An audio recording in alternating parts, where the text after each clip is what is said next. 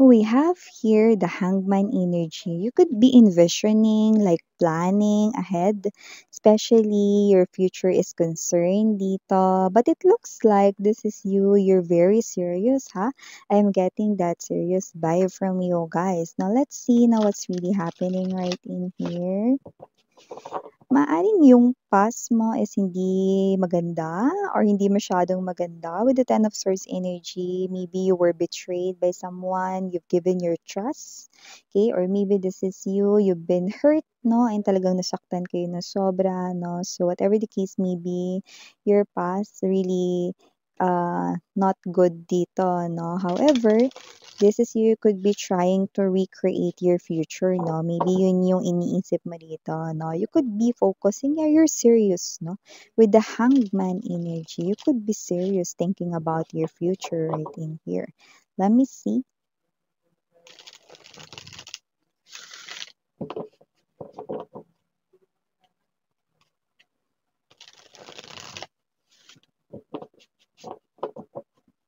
Okay, let's go ahead and check this informations right in here for ya, guys.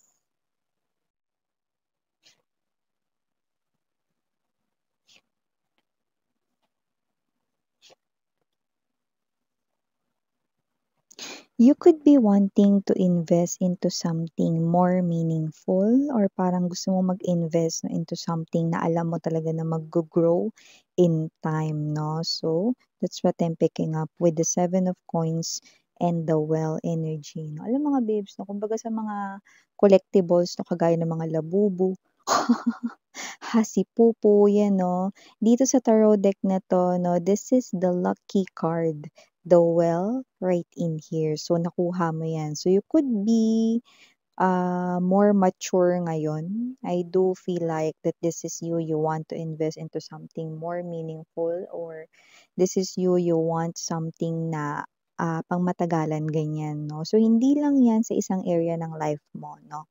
Okay, sa kahit na anong area ng life mo when it comes to money, when it comes right here no, sa inyong personal life, no? And, okay, ang pinakamas matimbang dito, no, ay ang inyong love life, no? Pero, yan ay ang inyong goal dito sa inyong life in general. So, we've got right here the Eight of Cups, Six of Cups, and the Emperor. When it comes to your love life, you do not want something like your ex, no? Na nang iwan, yung nang iiwan dito, no? With the Six of Cups energy and the Emperor, hindi vinalyo ang inyo rito, no? Na pinagsamahan, no? This person like threw you out, no? Na parang isang basura or like a garbage right in here, abandoned you for some reason, which is I do pick up nonsense, no, with the Eight of Cups, no, and ayaw mo ng energy, no, na mapagmataas, toxic at ma-pride, yan, no, hindi kayang iswallow ang pride with the Emperor, Eight of Cups energy. Yeah, sino ba naman gustong makisama sa taong mataas yung pride, no? Mas mataas pa sa kayang liparin ng ibon yung pride, 'di ba nakakabuwisit yun, 'di ba yung hindi marunong, sumabay at umintindi sa situation, 'yan 'no. So it looks like when it comes to love 'no, gusto mo talaga yung Ten of Cups energy 'no, that kind of love na ini-nurture talaga at iva-value ang inyong pinagsamahan 'no, yung talaga naman pahahalagahan ka rito in the family that you will build together, creating your future together 'no, wala tayong gender dito, babae, lalaki, and even LGBTQs 'no.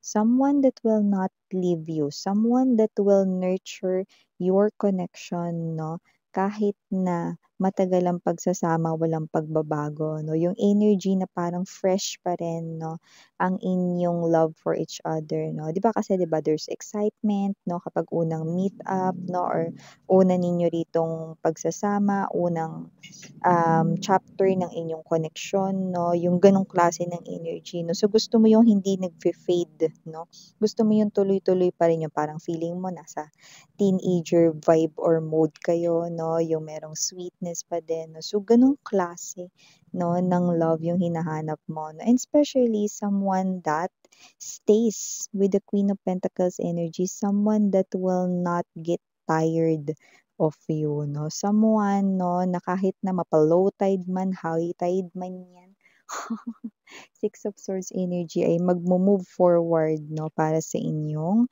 relationship 'no. Pero maaaring ang big question ninyo 'no, meron pa bang gano'n, Miss Yan? So 'yan ang ating aalamin sa iba pang mga messages dito 'no. Pero tapusin muna natin kasi dito yung pag-lay ng ating energy sa table. Okay, shall we? Ooh, we have here the Ace of Cups energy and yeah, look at that, see? Parang may nahulog rito, yun 'no, parang may nahulog dito 'no, sa langit or sa kalangitan with the Tower card energy, nakita mo yun? Ayun 'no, parang may nahulog ng gano'n 'no, and it looks like with the Ace of Cups energy, this is something here that's brand new 'no, at ang maganda rito, nakakabit pa siya rito sa Ten of Cups natin 'no. So napakaganda nitong message na 'to, and the Tower 'no, hindi yan kinatatakutan 'no, kasi ang meaning niya nag-iiba 'no, kasama ang ibang mga cards or energies. Dito mga babes 'no, meron ditong someone new na darating sa life ninyo na hulog siya rito ng langit like heaven sent. Yun yung nakikita natin dito. And yeah, we have here the Two of Cups energy, no? This is the brand new love right in here na nakikita ko, no? Na yan yung klase rito ng connection, no? Talagang destined dito, no? You are really meant to be, no? At nakikita ko rito na talagang magkakaroon kayo rito ng solid partnership. Yan na talaga yung makaka-commitment mo rito or makaka-in relationship mo, sweetheart. With the Two of Cups energy from Ace of Cups right in here, no? This person is heaven sent. Okay? Someone na talagang magjo-jive kayo in perfect harmony. So, ang bongga 'no, ito palang mga babes 'no, parang gusto na nating tapusin yung reading kasi sulit na, 'di ba? Pero ilagay pa rin natin 'no, tingnan natin bottom of the deck, we have the Hierophant, of course. Eight of Wands, ayan 'no, ang bongga nito guys, Lovers card energy, i-re-reveal ko na agad 'no, kung ano yung nakita ko diyan sa bottom of the deck 'no, tinapos agad yung reading. Hindi, dito para sa ating bottom of the deck 'no, Lovers card energy, Eight of Wands, and the Hierophant energies. And energy that kung sino man 'to na tao na 'to na mamimit ninyo na pero yung iba nakilala niyo na daw siya. As per the cards saying right in here 'no, this person is heaven sent.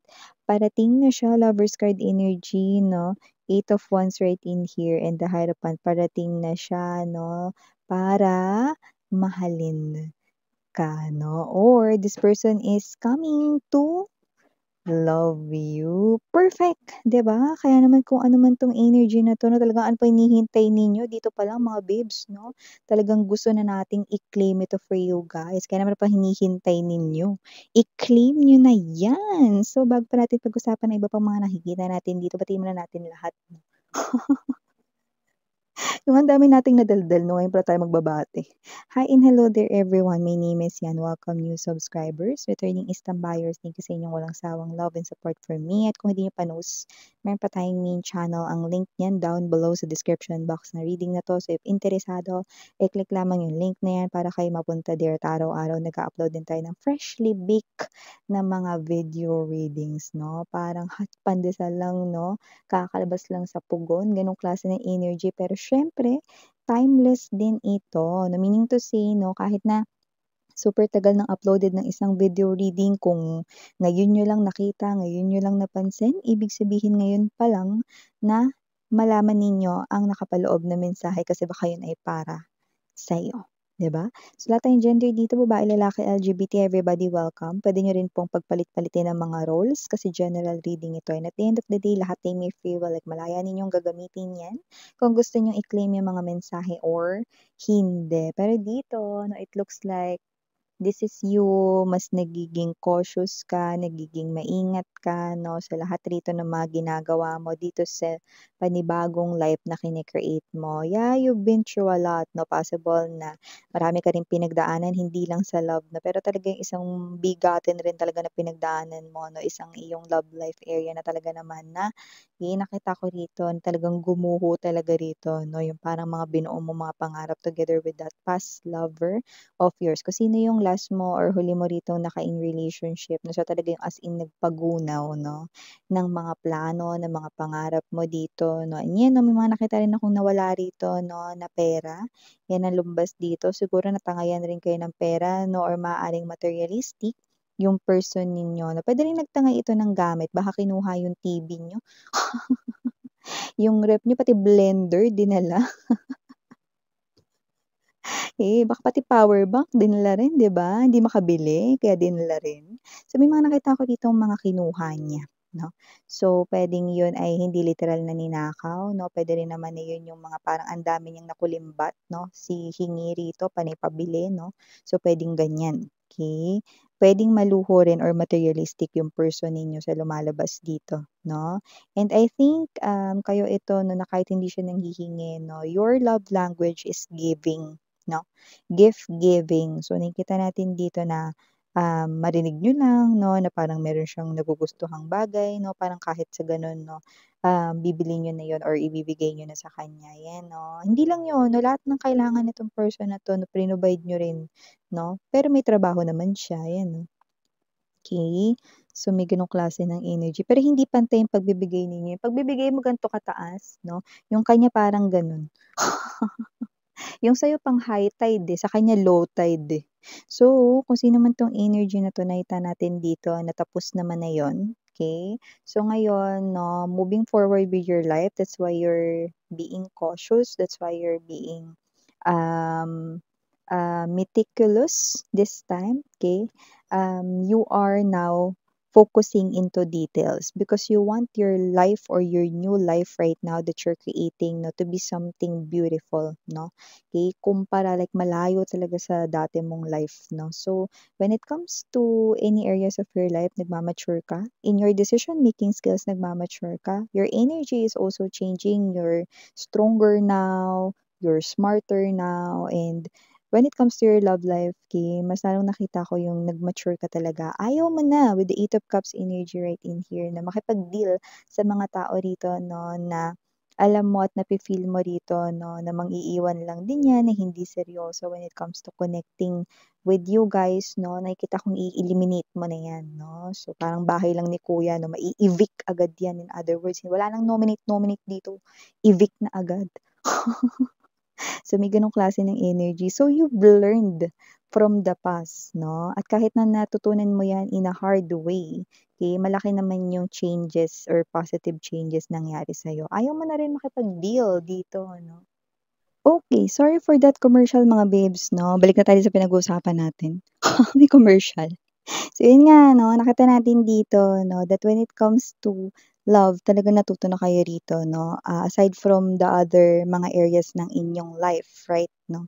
So ito, lumabas rito 'no, that there's someone new coming into your life 'no, exactly yung talagang gusto mo 'no, when it comes to a partner right in here 'no. Kasi 'di ba when we say partner 'no, as you look 'di ba sa dictionary 'pag partner dapat talaga may tulungan 'di ba, may suportahan 'di ba, hindi puwede yung maglaglagan dito 'no, at mag-iwanan 'no. So, this is someone here that's perfect para dun sa talagang hinahanap mo 'no, well suited and fitted talaga doon sa energy mo rito 'no. And yeah, there's someone new like heaven sent, this person right in here and others, yes, you've already meet this person, na-meet mo na talaga siya rito, yung iba, this person here, about to meet mo pa lang siya rito, but definitely, you could be twin flame, but doesn't have to be. But more likely, high potential message is that your soulmates with the Two of Cups energy. So, I do pick up that whoever this energy na bagong darating sa life ninyo, no, or dumating na nga, sabi rito, no, with the Queen of Coins, no, this is someone who's very faithful, This is someone right here who's definitely very caring, no? Aalagaan talaga kayo nito, no? And this person right here is someone na talagang uunahin at gagawin talaga kayong priority rito, no? Okay, so yun nakikita natin dito, no? Paano ganun, Miss Yana? Kunwari sa kanyang work, no? Uunahin niya talaga kayo at ang family ninyo, no? Okay, or okay, for my LGBTQs, wala tayong gender dito, no? Uunahin niya talaga kayo rito, no? Okay, kaysa sa mga iba niya ritong mga ganap sa life, no? So I do pick up that wherever this energy is, this will definitely give value and worth sa inyong connection. This person right in here, nakita ko dito na kanyang intention ay malinis and pure. And this person right here, no, will definitely magpapakita ng mga signs and clues, no, na talagang siya yung right person na talagang pinaka-we-waitings mo all your life, no? Especially when it comes to your love life, no? And yeah, this person could be coming from a different place, maybe from other country, might be a foreigner but doesn't have to be. Pero meron talaga ritong physical na location like you're far away or you're different, no, sa inyo ritong mga locations. Okay?